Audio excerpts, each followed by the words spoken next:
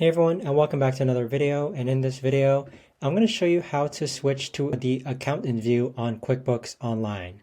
Now this video is going to be particularly useful for individuals. Let's say that you have a bit more experience using QuickBooks and you want to switch towards the accounting view. How do you actually go ahead and switch to an accountant view on QuickBooks Online? Now this video is going to be short, sweet, and simple, guys. There's not going to be a lot of steps involved. Now first, what we're going to do is we're going to log on to QuickBooks. Then on the upper right hand corner, you want to click on this gear icon, and then you want to click to switch from accountant view to business view.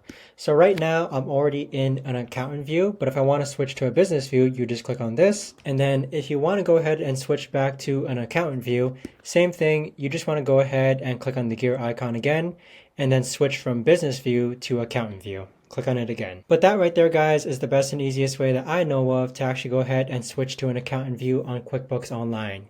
If you guys know of a better or easier way to actually do this, let me know in the comments down below. I would love to know. Thanks so much for watching, everyone, and I'll see you guys all in the next video.